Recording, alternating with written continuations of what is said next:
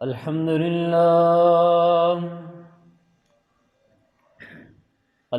لله وحده، والصلاة والسلام على من لا نبي بعده. أما بعد، فأعوذ بالله من الشيطان الرجيم. بسم الله الرحمن الرحيم. إن للمتقين مفازا، حدائق وأعنابا،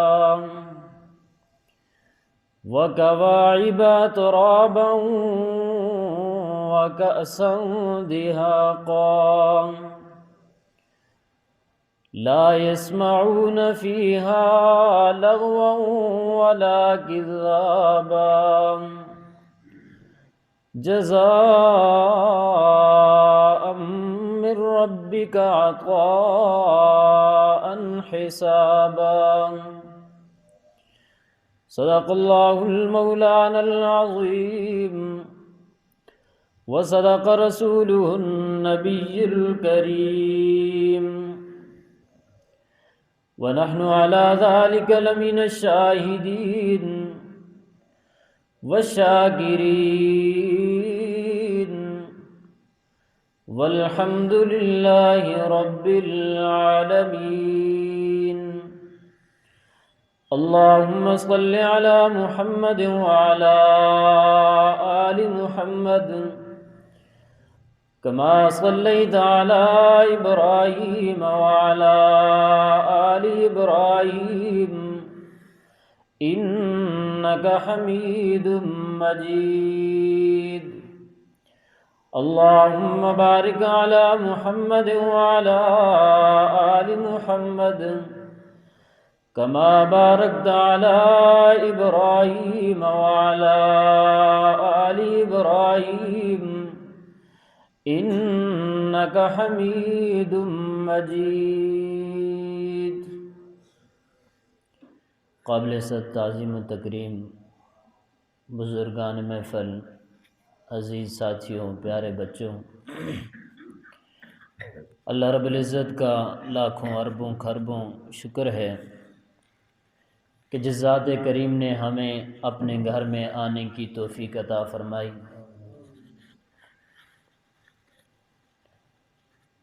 اللہ رب العزت نے انسانوں کو دنیا کے اندر بھیجا ہے. دنیا کے اعتبار سے اگر دیکھا جائے تو ہر چیز کا ایک نتیجہ نکلتا ہے.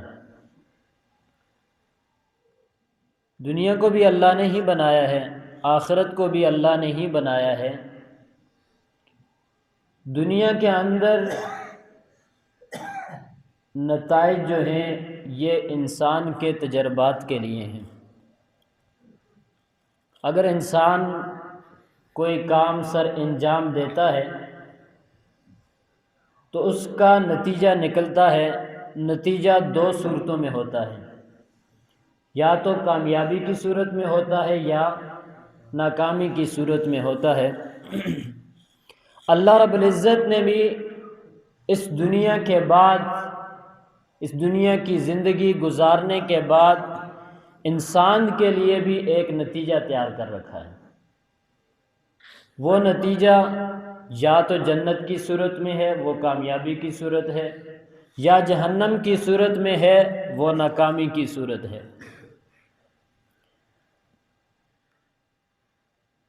جہنم کی باتیں تو روز کرتے ہی رہتے ہیں.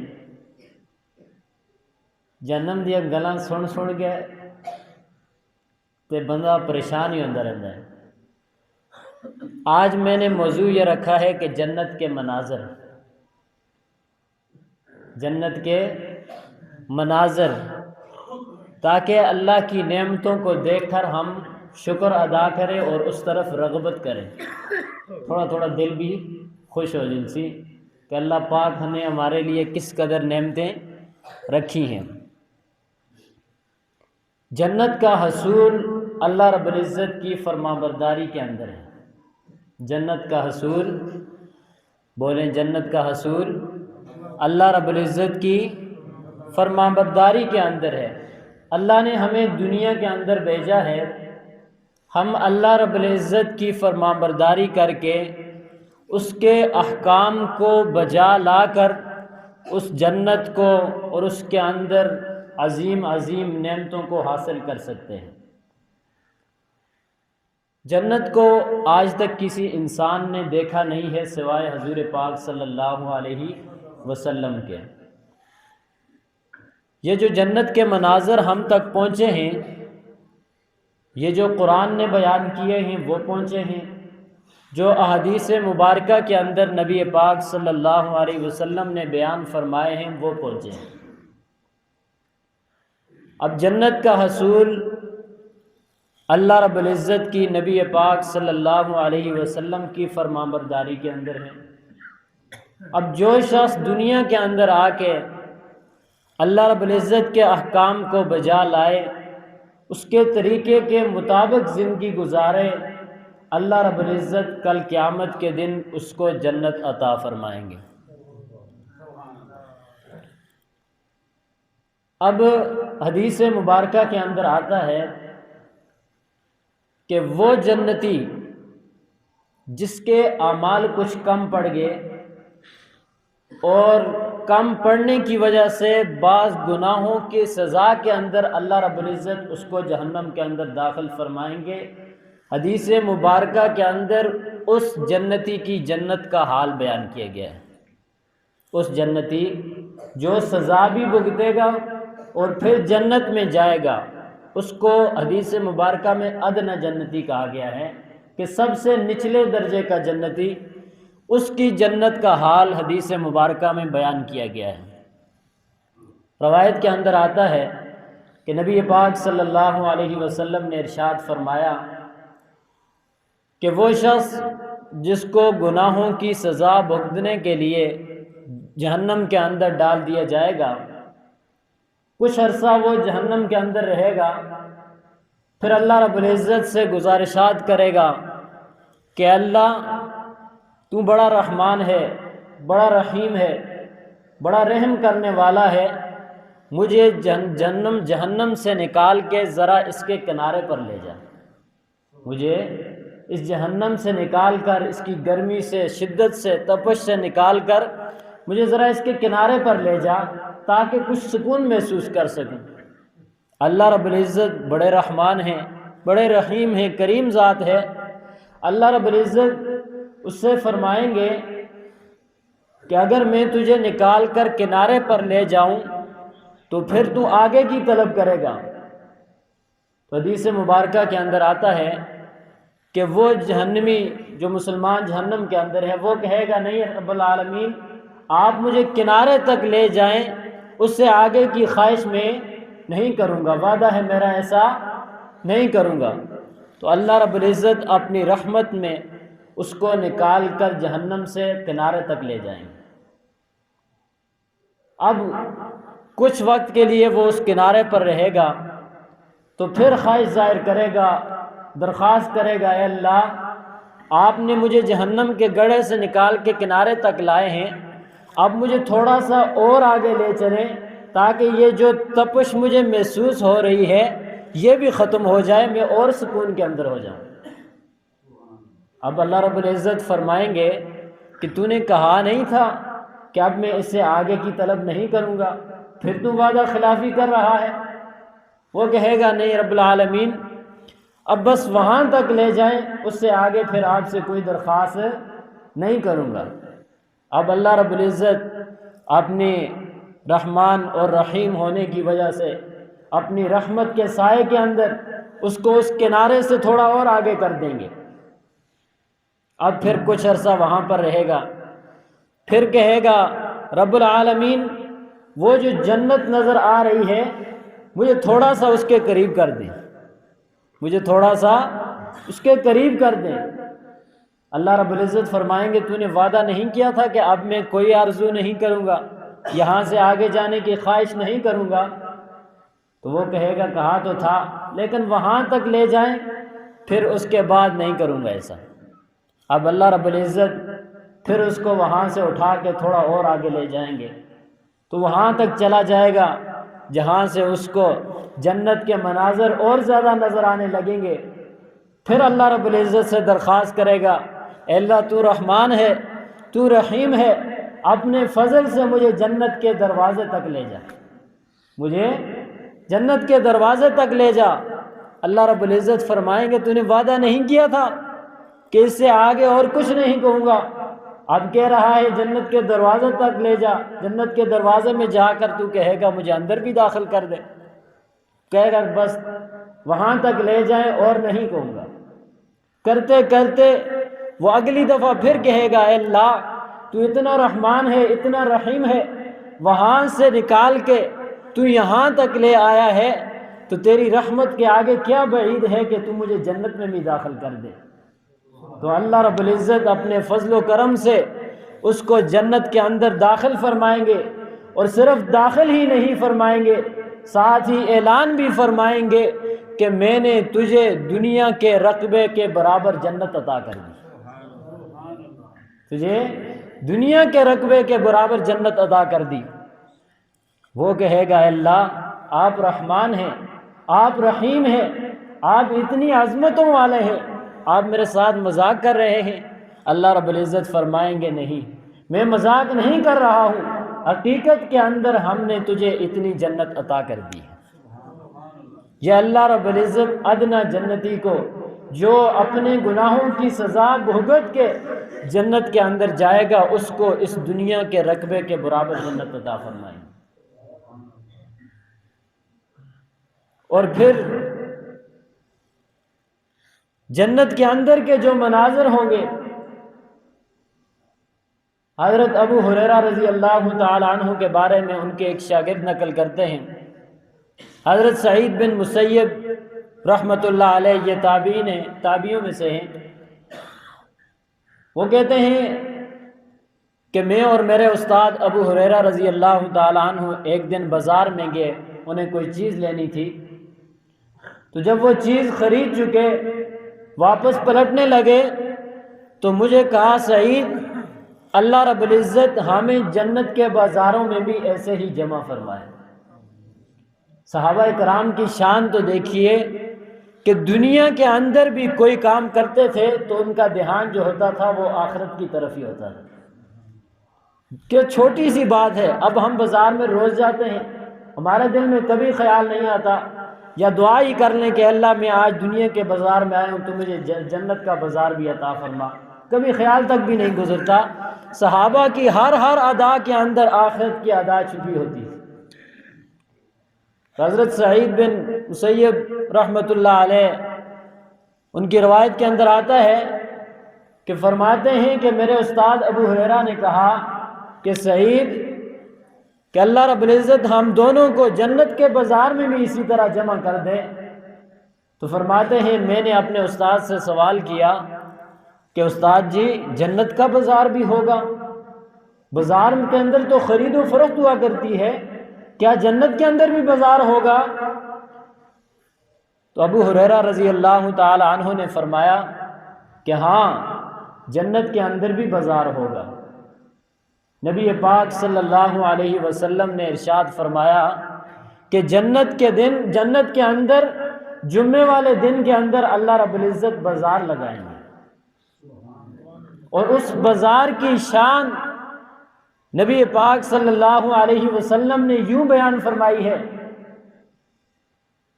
کہ جب سارے جنتی اپنے ٹھکانوں کے اندر ہوں گے، ساری نعمتیں مل چکی ہوں گی، نعمتوں کے اندر لطف اندوز ہو رہے ہوں گے، اللہ رب العزت کی جانب سے اعلان ہوگا کہ فلاں جگہ تمہارے لیے بازار لگا دیا گیا ہے، وہاں چلے جاؤ۔ جب سارے جنتی اپنے ٹھکانوں سے نکل کر اس بازار کے اندر جائیں گے، اس کے اندر عجیب و غریب چیزیں دیکھیں گے، لیکن اس بازار کا موازنہ تم دنیا کے بازاروں سے نہیں کر سکتے، دنیا کے بازار کے اندر چیز بھی کم تر ہے، دکاندار بھی کھڑا ہوگا، آپ سے مال بھی وصول کرے گا، لیکن جنت کا بازار کچھ ایسا ہے کہ اس کے اندر چیز بھی عمدہ کوالٹی کی ہے، عجیب و غریب چیزیں ہیں، دکاندار بھی نہیں ہے، پیسے وصول کرنے والی کوئی مشین بھی نہیں ہے۔ تم جاؤ گے، اعلان ہوگا، جو چیز تمہیں پسند آتی ہے وہ لے کر چلے جاؤ، جو چیز پسند آتی ہے اٹھاؤ اور اس کو لے کر چلے جاؤ۔ اب جنت کا بازار ہے، لگا ہوا ہے، سارے جنتی آئیں گے، پسند کریں گے، طرح طرح کی چیزیں ہیں، جو چیز ان کو اچھی لگے گی اللہ کے حکم سے اسی کو اٹھا کر وہ لے جائیں گے۔ پھر اس کے بعد اپنے ٹھکانوں کی طرف نہیں جائیں گے،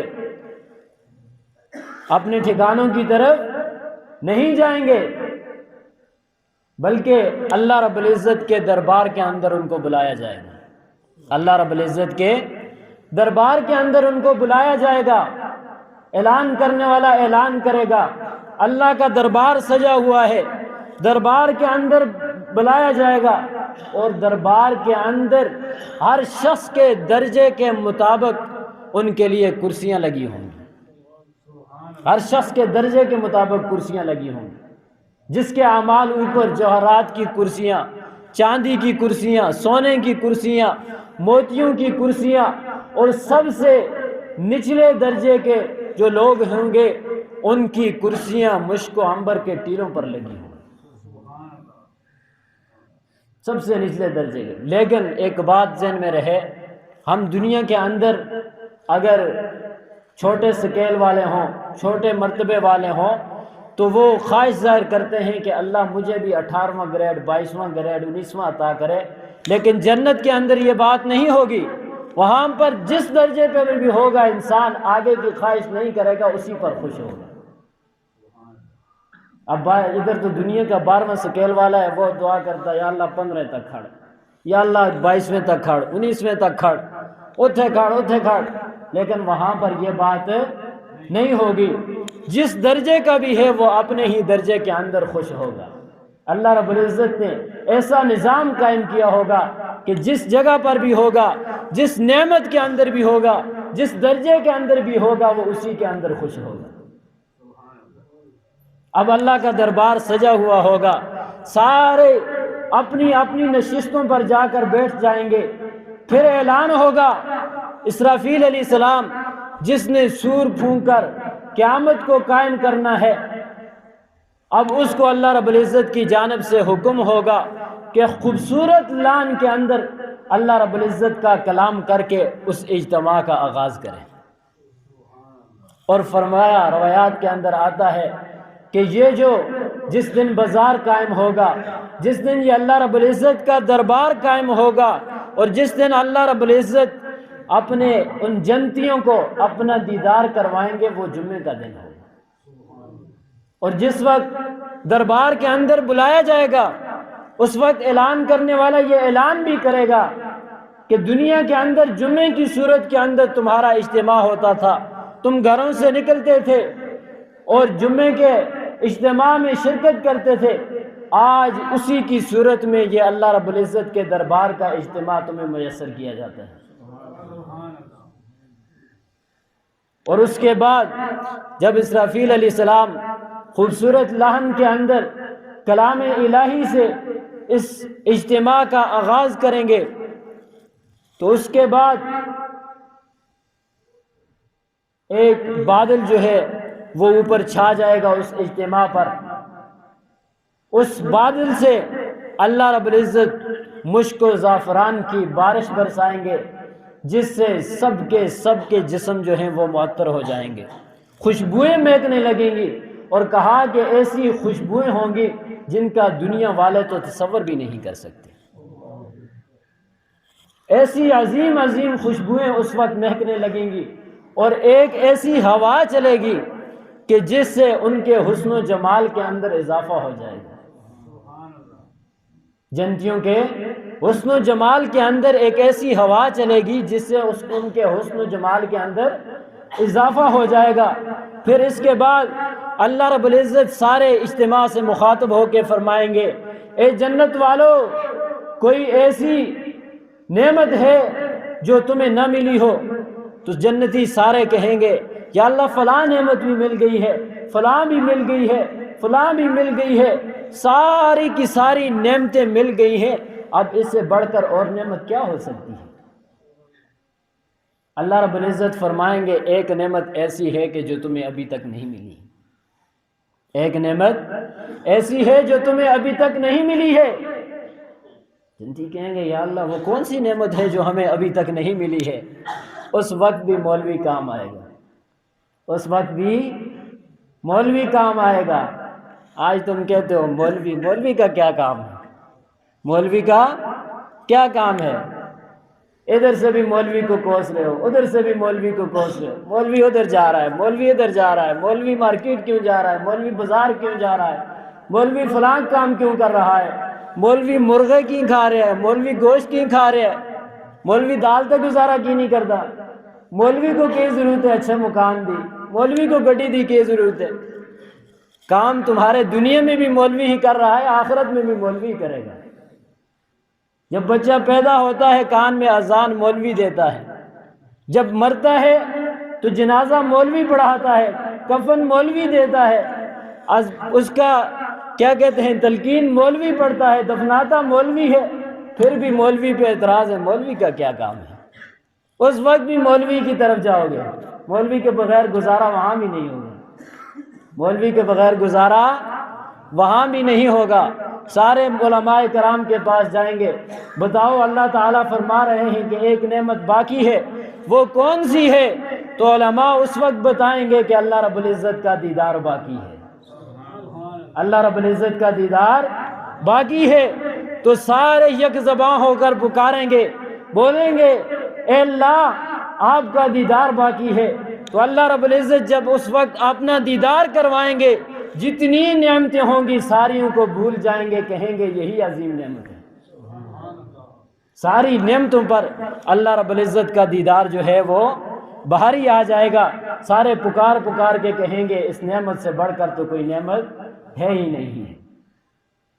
اور پھر اس کے بعد جو وہ ہوا چلی تھی جس سے حسن و جمال کے اندر اضافہ ہوا تھا، اب اس کی باری آئے گی، سب اجتماع ختم ہوگا، سارے کے سارے اپنے اپنے ٹھکانوں کی طرف لوٹیں گے، جو ان کی وہاں پر بیویاں ہوں گی، جو ان کی حوریں ہوں گی، اللہ رب العزت نے جو ان کو عطا کی ہوں گی، جن کو قرآن نے بڑے احسن انداز کے اندر جن کا تذکرہ کیا ہے، فرمایا وحور عین، اور دوسرے مقام پر فرمایا وکواعب اترابا، ان کی عمریں بھی ایک جیسی ہوں گی، نوجوان ہوں گی، وہ ان کے انتظار میں بیٹھی ہوں گی۔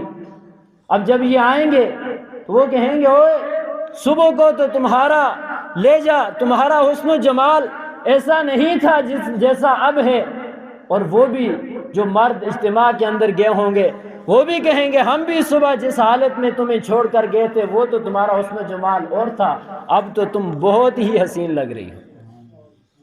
اس ہوا کی وجہ سے اللہ رب العزت اس اجتماع والوں کا بھی اور جو ٹھکانوں پر عورتیں ان کی موجود ہوں گی ان کے حسن و جمال کے اندر بھی اضافہ فرما دیں گے۔ لیکن یہ چیزیں حاصل کب ہوں گی؟ جب ہم رب تعالیٰ کی فرما برداری کریں گے۔ قرآن کریم نے یہ تو حدیث مبارکہ کے اندر جو جنت کے مناظر تھے، اب قرآن کریم کی طرف جاتے ہیں کہ قرآن کہتا ہے جنت کے اندر جنتیوں کو کیسی کیسی نعمتیں اللہ رب العزت عطا فرمائیں گے۔ فرمایا ان للمتقین مفازا، پہلی شرط ہی متقین کی ہے، کیا ہے؟ متقین کی ہے، فرما برداری ہے، تقوی اختیار کرو گے تو یہ اتنی عظیم عظیم نعمتیں ملیں گی۔ آج ہم اس عارضی زندگی کے لیے کیا کچھ نہیں کرتے ہیں، ہر وقت اسی کے پیچھے لگے ہیں، رات ہے دن ہے، صبح فجر سے پہلے نکلتے ہیں، رات گئے تک واپس آتے ہیں، کس لیے؟ دنیا کے پیچھے لگے ہوئے۔ حالانکہ اللہ کے گھر سے 5 وقت آواز آتی ہے حی علی الفلاح، کسی کے کان پر جوں تک بھی نہیں ہے۔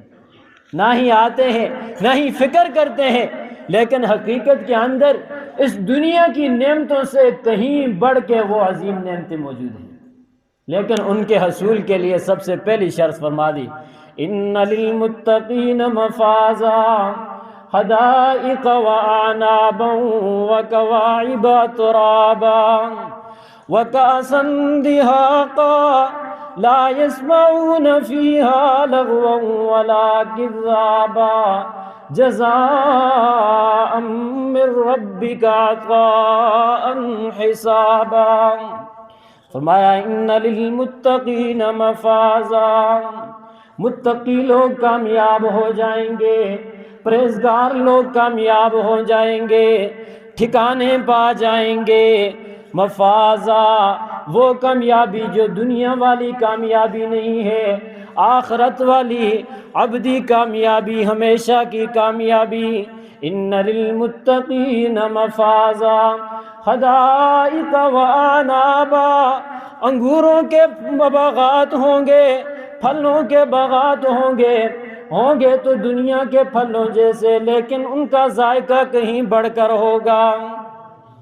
اور بعض روایات کے اندر آتا ہے کہ یہ تو انگور تھے چھوٹے چھوٹے، لیکن وہاں پر بڑے بڑے، سیب یہاں پر چھوٹے چھوٹے، وہاں پر کہیں گنا ان سے زیادہ، ان کے سائز میں بھی اضافہ، لذت تو ہے ہی، اور سائز میں بھی اضافہ، لذت تو ہے ہی۔ اور فرمایا وحدائق حدائق واعنابا، طرح طرح کے پھلوں کے باغات ہوں گے، وکواعب ترابا وکاسا دہاقا، ان کے لیے نوجوان ہم عمر عورتیں ہوں گی۔ یہاں تو 4 شادیوں کی اجازت ہے نا، لیکن 4 ایک عمر دی کدے نہیں تھا نہیں، 4 ایک عمر دی کوئی بخت والا ہوئے تو تھا چلو، لیکن نہیں تھا نہیں۔ کسی کی عمر 25 ہوگی، کسی کی 40 ہوگی، کسی کی 60 ہوگی، لیکن وہاں پر جتنی بیویاں ہوں گی ساریوں کی عمر ایک جیسی ہوگی، سب کی عمر ایک۔ اگر ایک 25 کی ہے باقی ساریاں 25 کی، اگر ایک 30 کی ہے باقی ساریاں 30 کی، ہوں گی بھی نوجوان، 60 والے کی بات ہی نہیں ہے۔ ایک مرتبہ حضور صلی اللہ علیہ وسلم نے مزاح فرمایا، ایک عورت سے کہا، بوڑھی تھی، کہا بوڑھیاں جنت میں نہیں جائیں گی۔ وہ عورت بڑی پریشان ہوئی کہ اللہ کے رسول ہم جنت میں نہیں جائیں گے، ہمارا کیا بنے گا؟ آپ صلی اللہ علیہ وسلم نے فرمایا بوڑھیاں نہیں جائیں گی، ساریاں جوان ہو کے جائیں گی، ساریاں جوان ہو کے جائیں گی۔ فرمایا وکواعب ترابا، نوجوان ہم عمر ہوں گی، وکاسا دہاقا، شراب کے پیالے چھلکتے ہوئے، اتھے دی شراب کچھ اور ہے، گند ہے۔ وَسَقَاهُمْ رَبُّهُمْ شَرَابًا طَهُورًا، ایسی شراب پلائیں گے کچھ جو دلوں کو پاک کرنے والی ہوگی۔ ختامُهُ مِسْكٌ وَفِي ذَلِكَ فَلْيَتَنَافَسِ الْمُتَنَافِسُونَ، اس پر مشک کی مہر لگی ہوئی ہوگی، جب ڈھکن اٹھاؤ گے، جب تک پیتے رہو گے، اس وقت تک اس کی خوشبوئیں مہکتی رہیں گی۔ ان الابرار لفی نعیم، آج گلا نہیں، طبیعت خراب ہے۔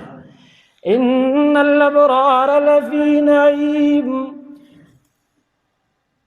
ان الابرار لفی نعیم، اللہ رب العزت فرماتے ہیں کہ جو نیک لوگ ہوں گے نعمتوں کے اندر ہوں گے، علی الارائک ینظرون، تختے لگائے ہوئے بیٹھے ہوں گے، ایسے تختے ان کے لیے بچھے ہوں گے جن پر قالین بھی دنیا کے قالینوں سے کہیں بڑھ کر ہوں گے، جن پر صوفے بھی دنیا کے صوفوں سے کہیں بڑھ کر ہوں گے، جن پر تکیے لگے ہوں گے اور مزے سے دیکھ رہے ہوں گے، نظارے کر رہے ہوں گے۔ اللہ رب العزت ایک مقام پر فرماتے ہیں کہ صرف اکیلے ہی نہیں ہوں گے، ساتھ گھر والے بھی بیٹھے ہوں گے، ازواجہم، ان کی بیویاں بھی ان کے ساتھ بیٹھ کر نظارے کر رہے ہوں گے۔ اللہ رب العزت اس طرح ان کو نعمتیں عطا فرمائیں گے۔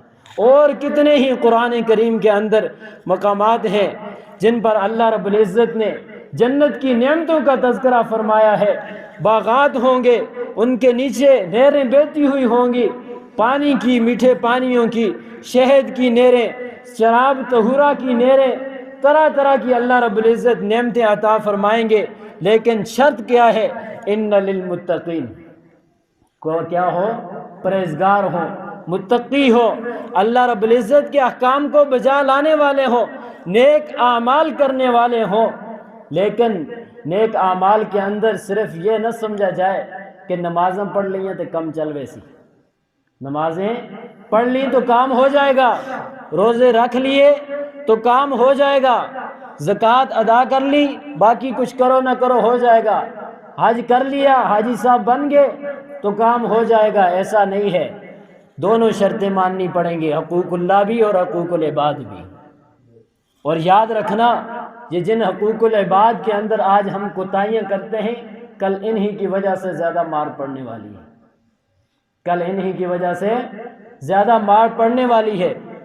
جنازے کی پہلی صف کے اندر مولوی صاحب تو یہ بیان کر دیتا ہے کہ بھائی فلاں صاحب کی چارپائی ہے، میت پڑی ہوئی ہے، اس کو بخش دو، اور بعض لوگ اس وقت بھی آتے ہیں پتر لگ دیں تو، بعض اس وقت بھی کہتے ہیں تو پتر لگ دیں ملساں تو کو کل۔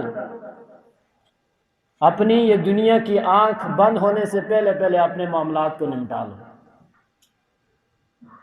یہ دنیا کی آنکھ بند ہونے سے پہلے پہلے اپنے معاملات کو نمٹا لو۔ اگر کسی کی زمین کا حصہ دینا ہے دے لو، اگر کسی کے پیسے دینے ہیں دے لو، اگر کسی کی جائیداد ہڑپ کی ہوئی ہے اس کے حوالے کر دو۔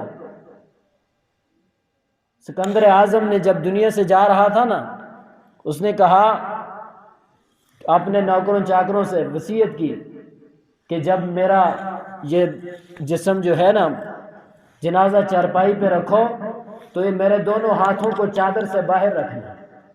نوکروں نے کہا کیوں حضرت، نیا طریقہ آ گیا ہے؟ کہا نہیں، ایسی بات نہیں ہے، میں ساری دنیا پر حکومت کر رہا ہوں، رعایا کو بتا کر جانا چاہتا ہوں کہ سکندر اعظم ساتھ کچھ نہیں لے کر جا رہا تو باقی بھی کوئی کچھ نہیں لے کے جائے، ساتھ کسی نے کچھ بھی نہیں لے کر جانا ہے، ایک پائی بھی ساتھ کوئی نہیں لے کے جائے گا۔ لیکن جب دنیا کی آنکھ بند ہو جائے گی نا، پھر پتہ چلے گا کہ مجھے دنیا میں کرنا کیا تھا اور کر کے کیا آیا ہوں۔ تو اس لیے اپنی دنیا کے اندر ہی اپنے معاملات کو سنوار کے جاؤ، اس آنکھ کے بند ہونے سے پہلے ہی پہلے اپنے سارے معاملات کو سنوار لو۔ آج ہر کوئی ایک دوسرے سے شکوہ ہے، ہر ایک کی زبان پہ دوسرے کے لیے شکوہ ہے۔ پوچھو نا ذرا کسی سے الگ میں ہو کے پوچھو نا ایک دوسرے کے حالات، سب کو پتہ چل جائے گا کہ کتنے پانی میں ہے اور کتنے دودھ میں، سب کو پتہ چل جائے گا۔ تو اس لیے اپنے معاملات کو سنوارو، اپنے معاملات کو بہتر بناؤ، حقوق اللہ کی طرف بھی توجہ دو۔ یہ نہیں کہ حقوق العباد پورے کر رہے ہو اور اللہ کی طرف توجہ کوئی نہیں ہے، نہیں، اس کی طرف بھی توجہ دو۔ فرق صرف اتنا ہے کہ اللہ رب العزت بڑے غفور الرحیم ہے، معاف کرنے پر آئے تو اپنے سارے حق معاف کر دیں گے، لیکن حقوق العباد کے اندر معافی کا چانس اس وقت تک نہیں ہے جب تک وہ بندہ معاف نہ کرے۔ تو اس لیے اپنے معاملات سب سے پہلے کلیئر کرو۔ تو اللہ تعالیٰ جو کہا گیا سنا گیا عمل کرنے کی توفیق عطا فرمائے۔ وآخر دعوانا الحمدللہ رب العالمین۔